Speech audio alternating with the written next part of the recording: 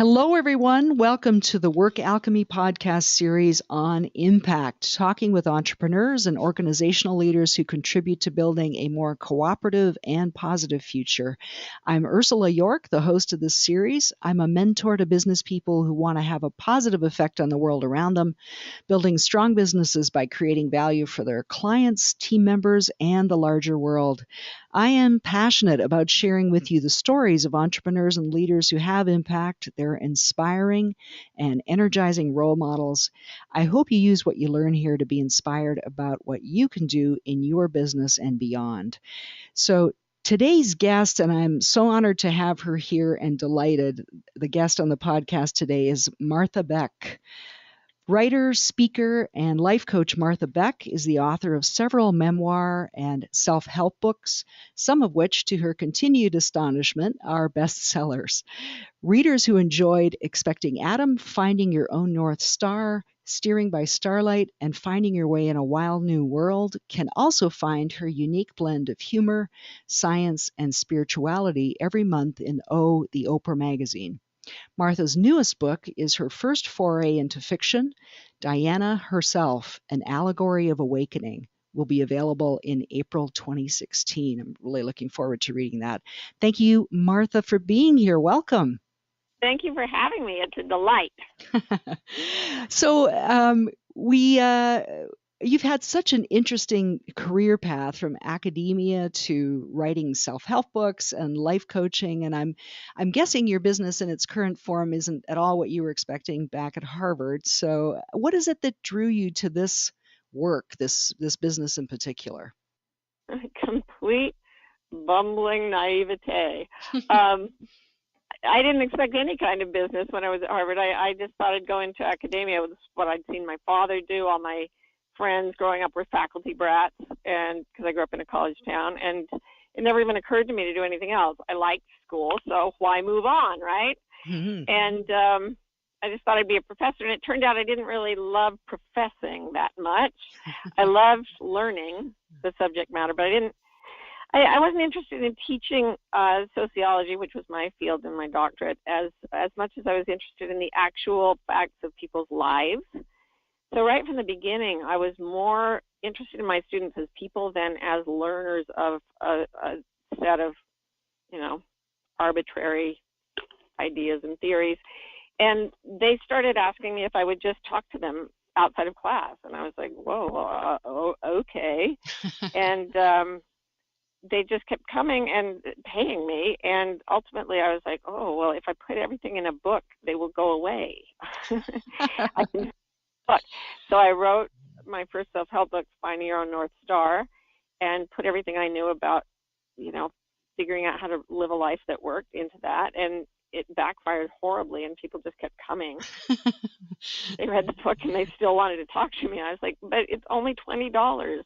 Just read it and leave me alone. But they did not. They kept coming, and I'm glad. And then I read in the paper that I was a life coach, and I was like, what's that? It sounds cheesy. But it stuck. So here we are. Well, I know you've talked in interviews that I've heard of you that, you really kind of developed that life coaching practice as part of the conversations you were having with students. They would come. Yeah, it was really about trying to be happy myself. I was just trying to figure out how to be happy. I was a young mother. I'd done the thing that people in my generation did. The feminist movement had sort of taken hold of us before we had children, and then everybody tried to move into the prestigious jobs that were male dominated and then have children, and it was a bit dicey there for those of us who did it in that style. It is not technically possible, I have learned. So I was just trying to figure out how to live my life, and I ended up coming up with methodologies just for myself that I would then ask my students if they could, they'd come for advice. I'd say, here's what works for me, and it worked for them too. So, boy, howdy. Why not? Well, and you've had such an extraordinary impact on people through your books, through appearances on Oprah and in the magazine and so many other places, working with Deepak Chopra. And Is that something that you, in the course of doing that, do you have a particular intention in mind to accepting those kinds of opportunities? I just stay on the path that I found when I was just trying to be happy. I like to say my only plan for life is I exist in continuous creative response to whatever is present. That's great. So it's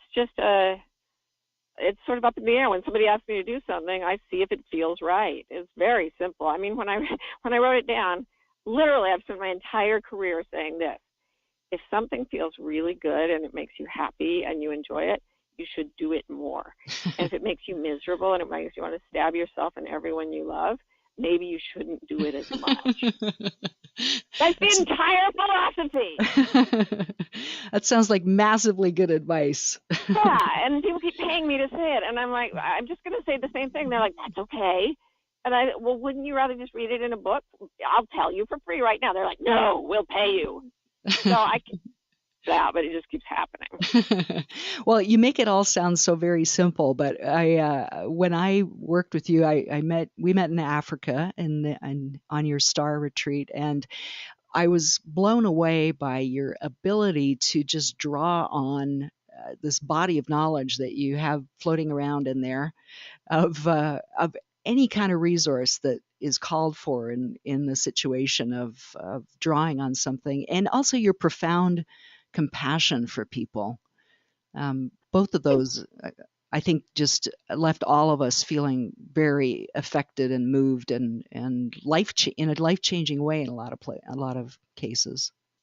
Well, thank you very much. I mean, I think that's a tribute to how dysfunctional I truly am, because I spent so much of my life trying to deal with really significant unhappiness, and I also had a few challenges. Everybody has life challenges.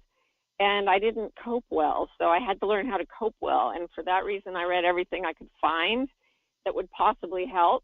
And really, the only intention of my business when I formed it was to help alleviate suffering. That's it. Alleviate not even just human suffering, but the suffering of all beings. So thank you very much. I'm glad it affected you that way. And it was all just me selfishly trying to learn how to be happy. Well, you did both very well. So it certainly sounds like you're living your life out of that principle.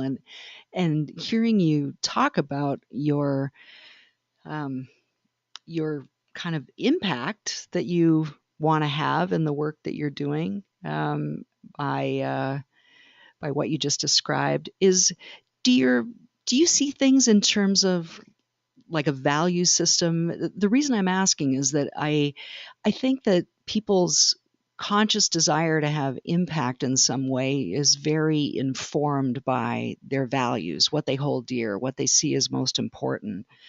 Is what you're doing now a reflection of that, or do you see it another way? I kind of see it another way, because values implies a sense of judgment that this is good and that is bad. And really, my only value is that I really don't want to suffer or to see other beings suffer. And so instead of saying, here's my overall value and I'm going to go impose it on the world, as I show up with each client or as I show up to each article I write or each book, it really is just saying to myself, how can I best alleviate suffering at this moment? It turns out that truth is a central component of happiness. And so but it's not because I think people should be honest. It's because being honest makes people happy. It's not so much a value as just a very pragmatic measure to help people not suffer. That's my primary value. Is I don't like suffering. Well, and the difference is that you're prepared to go to great lengths to not have that be the case. I was in your integrity cleanse course just recently, and that whole issue of integrity. And could you talk a bit about that and what that meant to you in offering that tool and process? Yeah, I had done all I've been doing my whole life is trying to figure out how to be happy. And if I figure something out, I run around telling it to as many people as I can. And so I realized that in some ways I was out of integrity because I was tolerating behavior. It was kind of like I wasn't following the reverse of the golden rule. the golden rule is do unto others as you would have them do unto you.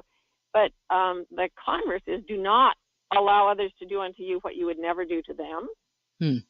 Had not been in integrity in that sense. I had been like, I would deal with somebody that I thought was sort of sleazy, and then I would go off and I would do my work to be okay with that and not to feel any suffering over it. And one of my great role models is Byron Katie, who's a spiritual teacher, and I had a chance to talk to her, and she's like, no, that's not how it works. You completely in your integrity, and if people view it negatively, that's when you get the real learning. So you've got to stay true to yourself at all times or you'll suffer. And I was like, ooh.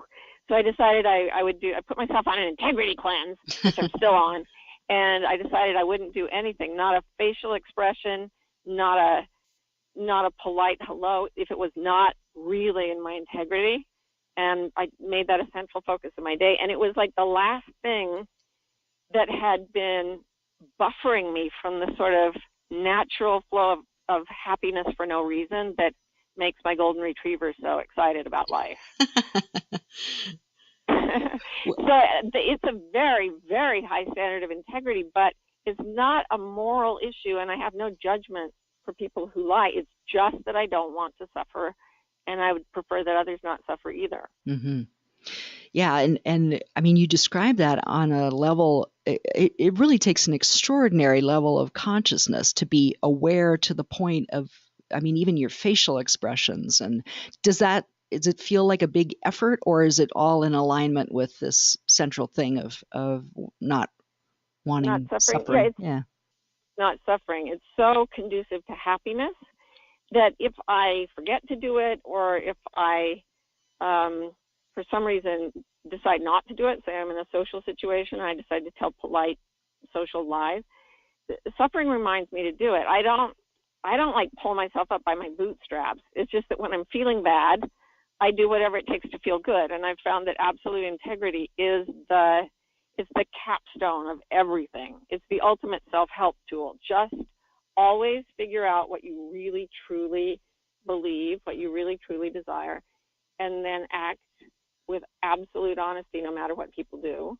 and boom, you'll be happy. I have found this to be true, and I am so excited about it. Yeah, and I have found that to be true at the times when I've been able to do that, and it's an ongoing challenge for me. So I think it really goes to the heart of this whole alleviating suffering that in all of us. And is that part of a kind of mission that you have? You said you want to alleviate suffering. So is that a way in which you want to have impact? I used to think in terms of mission. Mm-hmm. I came to view that as an expression of my ego. Mm-hmm. I'm going to go fix something. I'm going to make something right in the world. Right. And the older I get and the more time I spend meditating, the more I see that that's really not my job. My job in the world is to live the best way I possibly can, to live in honesty and compassion. And the mission takes care of itself. Mm-hmm. Be much more mission driven. And now I just try to be integrity driven, and the mission unfolds in the most startling ways. That's what's fascinating, is that when you stop trying to make things have impact, the impact goes through the ceiling. It's true. I understand what you're saying about, in a way, there's sort of an imposition of saying, I'm going to go out there and have this impact. And it's something that some people that I've talked to have objected to about that word impact. And I can completely see that interpretation of the word. And I also hear what you're saying about getting older. I'm less concerned about what I think other people should be doing, or what kind of effect I can have on them. It's really centrally only me that I can absolutely manage. Right.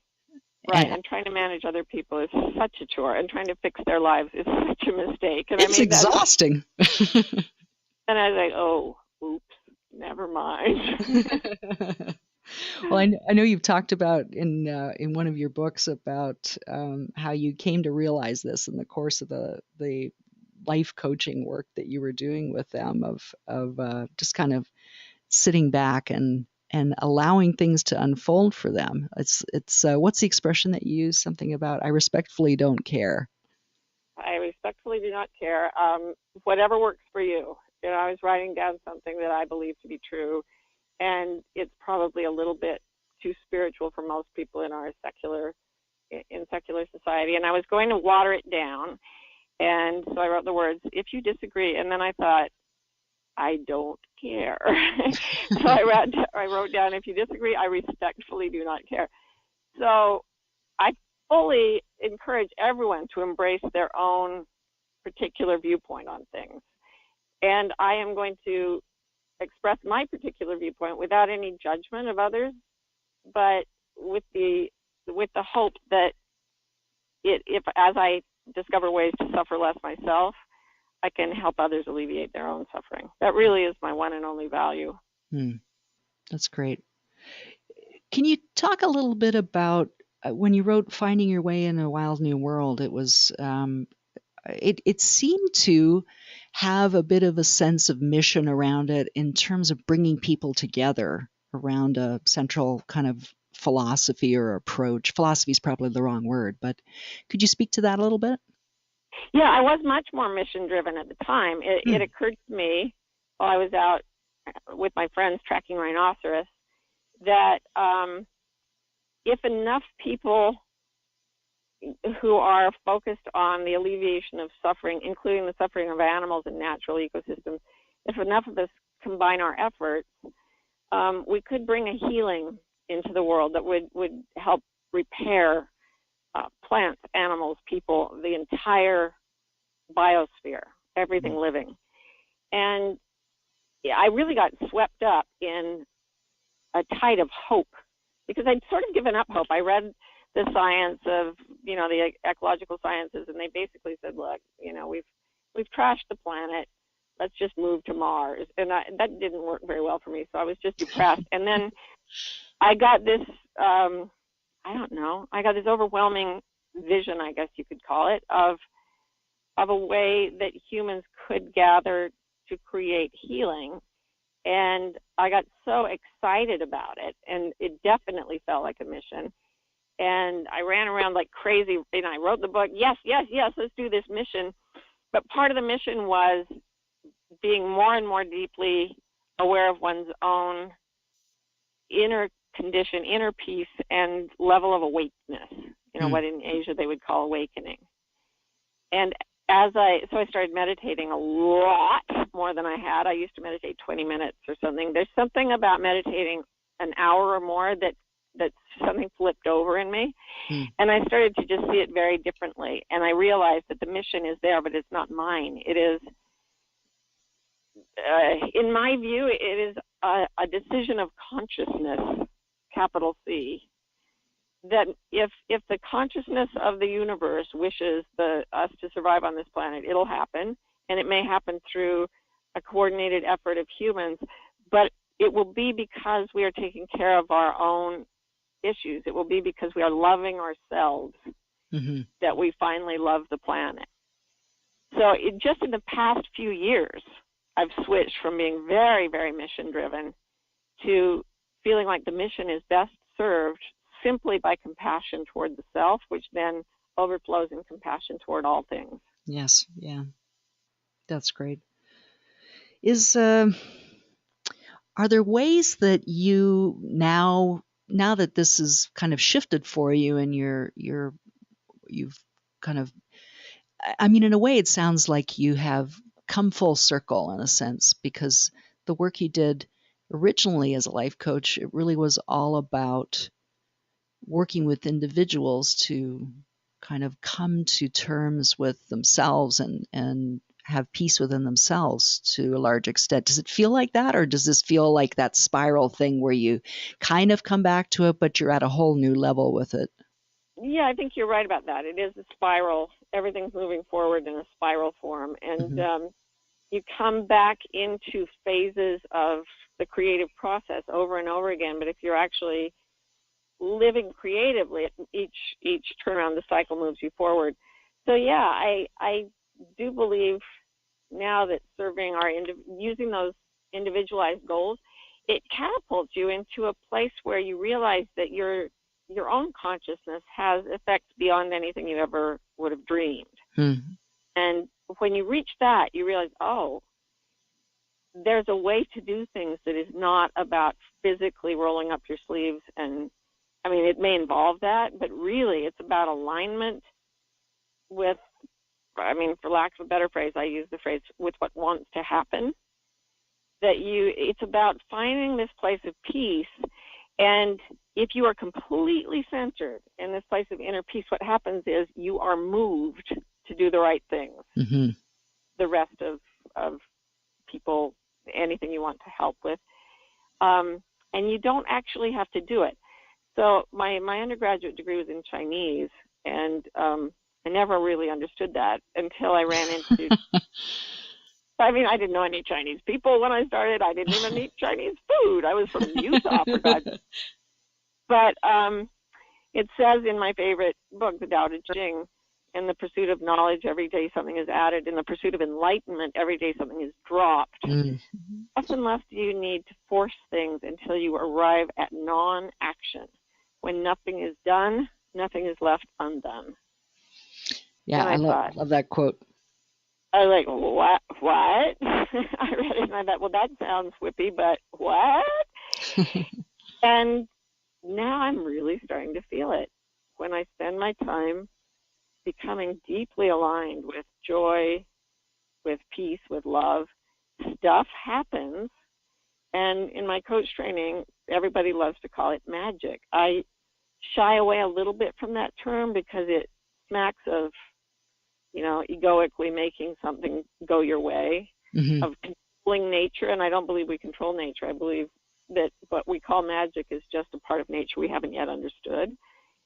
But I have to say, I have seen many, many things that I would call miracles that come about as a result of being incredibly scrupulously committed to your own happiness and your own integrity. It fractals outward and becomes a group.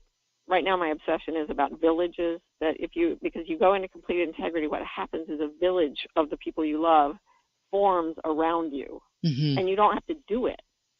It just forms. This is what I've been noticing since my integrity cleanse. And that forming is what creates the larger social movement.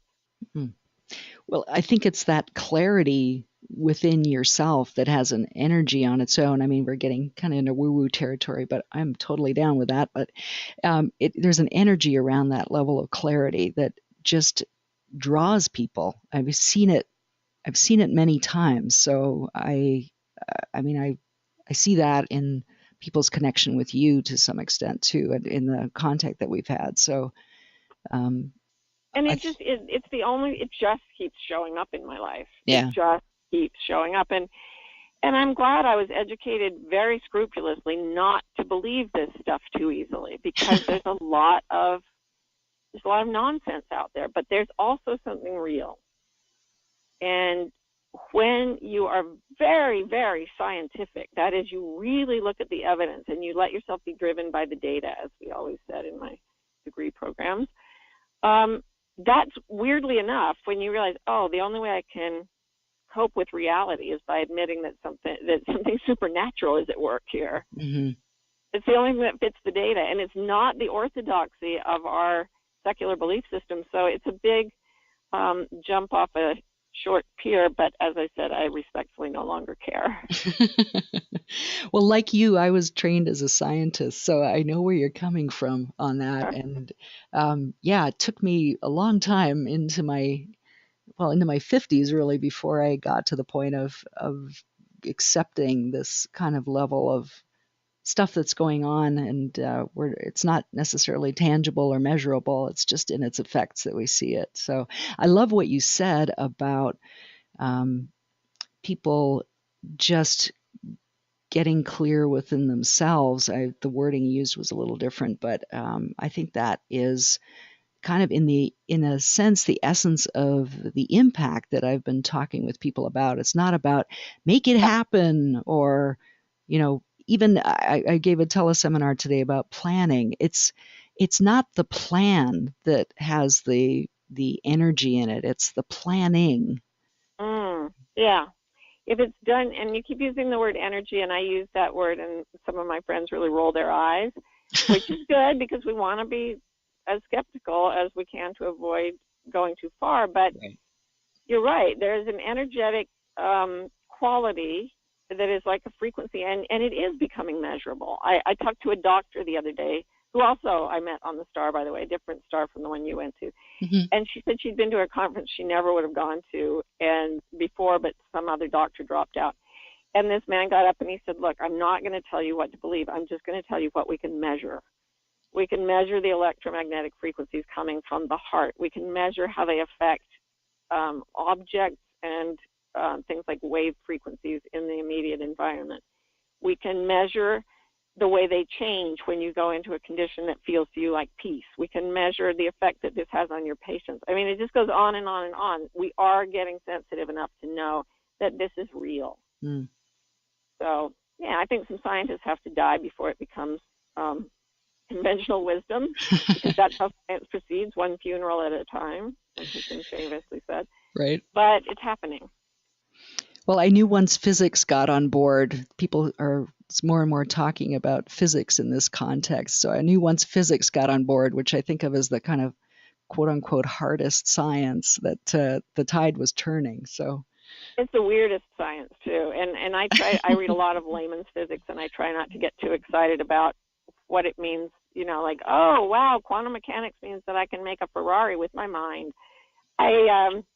I want to avoid that kind of fancy. Yeah. But the fact that matter is energy focused by the attention of consciousness does seem to be the literal truth, and that takes you to a whole different worldview, where matter is consciousness is no longer an artifact of matter. Matter is an artifact of consciousness, and that worldview shifts everything.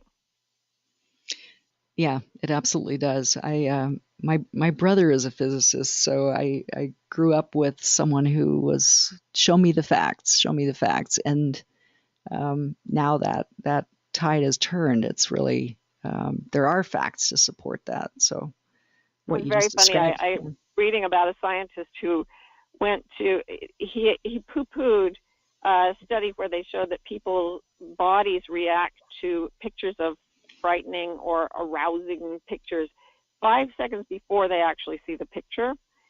And he didn't believe it, so they asked him to come be part of the study. And sure enough, his body reacted 5 seconds before he saw the picture. And they said, well, what do you think of it? He said, I haven't changed my beliefs in the slightest. And they're like, then why did it work? And he said, oh, yeah, I'll have to give that some thought later.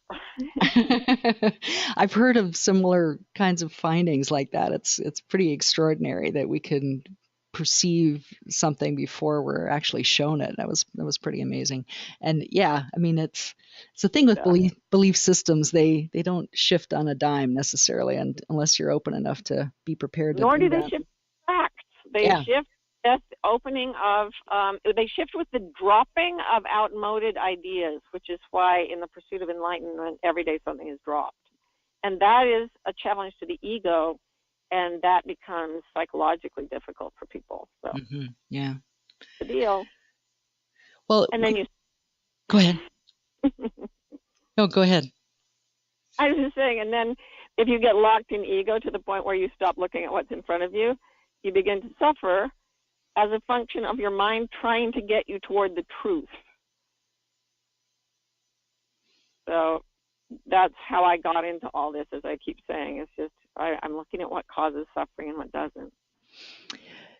Do you feel that because you've kind of shifted in this way more recently that your business will shift too? Most of the people listening to the podcast, or at least many of them, are entrepreneurs. So I think they'd be interested in hearing the kind of business side of things. I know you just completed it. Totally did. And I'm very excited about it, because what happened, I only did the integrity cleanse a few months ago.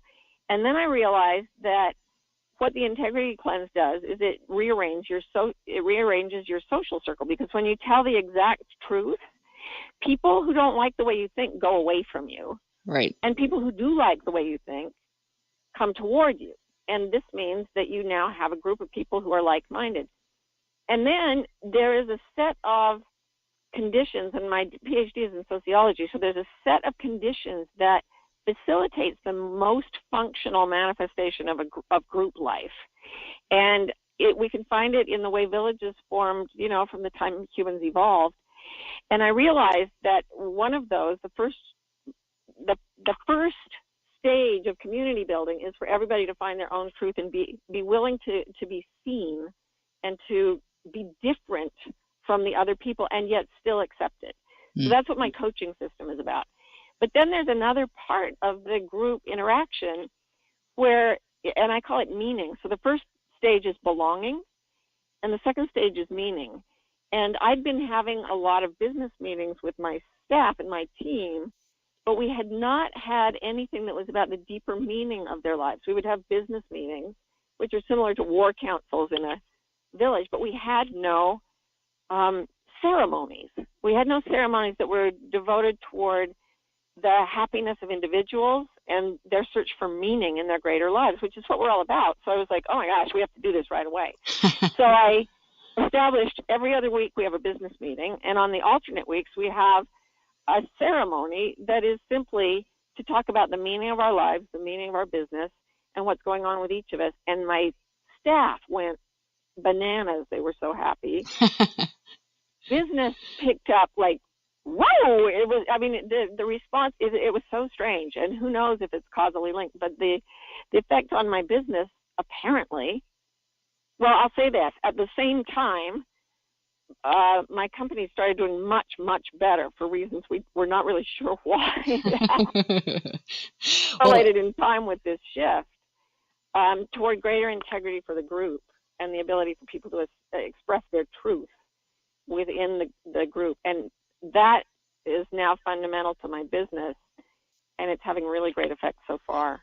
Wow, that's fantastic. I mean, what an extraordinary thing to build in that level of connection based on really deep meaning for every individual in the company. I mean, that's very unique, and I can see how that would be profoundly shifting, even if only from the point of view of the experience of the people in it. But it looks like it might be connected to what they do and therefore how business is going. Yeah, I mean, maybe their enthusiasm has filtered through or whatever, but things are doing much better. And I found myself saying something really interesting in our last ceremony. People were expressing their fear of belonging so deeply to something that was just economic and may disappear. The idea is you could be fired from a job at any time, the job model. And I said, our culture is based on a factory model. And in a factory, you only stay together so you can make money. But I want it to be based on a village model. And in a village, you make money so you can stay together. I love that. And everybody just went, oh, I mean, I could see physically, because we did this virtual meeting where you can see everyone like the Brady Bunch on a screen. I literally saw their faces change to this expression of overwhelming relief that they were in a place and in a group of people who cared about each other. Mm-hmm. And that's not supposed to happen in a factory. That's the whole Model T, Henry Ford thing is, it's supposed to be somebody who just gets set in place like a robot and puts the same widget in the same slot every day, all day, and they don't even have to speak English. But, the turnover in Henry Ford's factories were something like 90% per month. Wow. Because people are not machines, and we're finally figuring that out. And our whole culture is a factory culture. I think we need to get beyond it.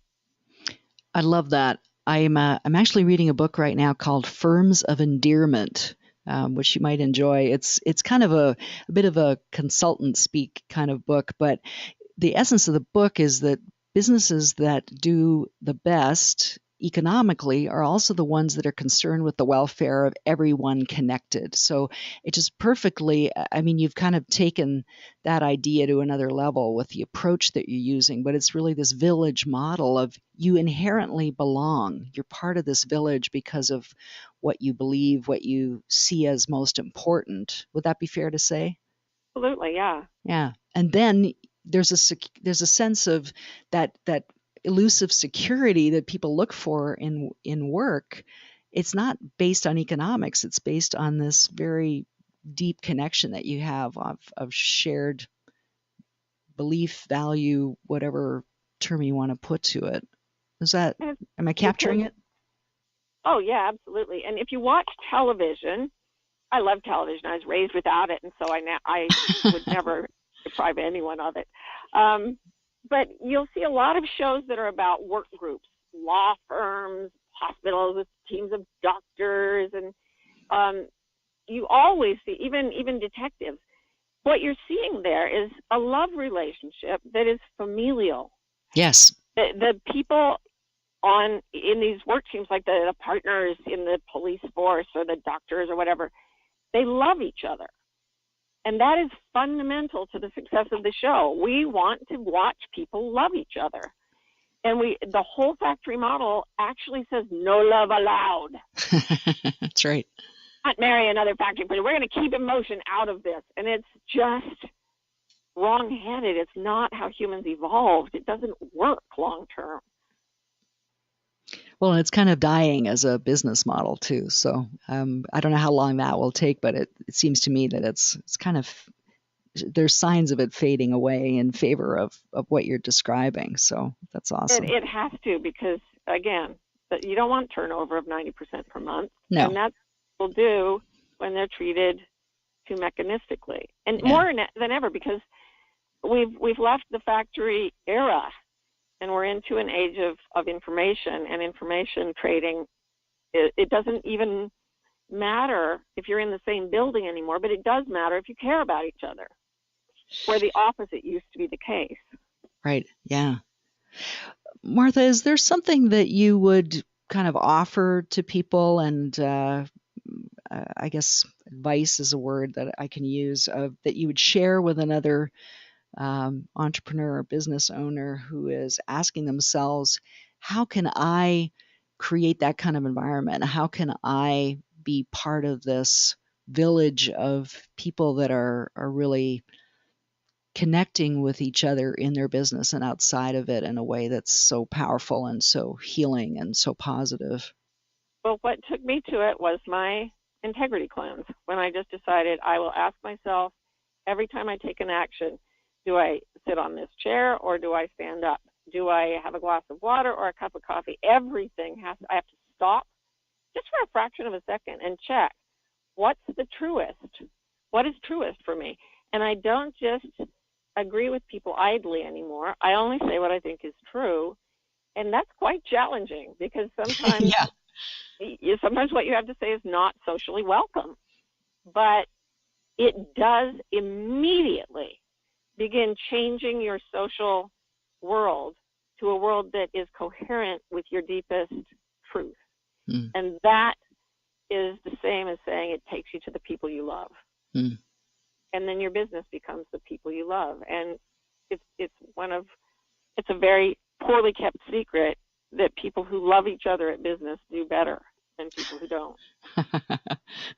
I love that. That is wonderful to offer. Well, I used to say, listen, love sells better than hate. Right on.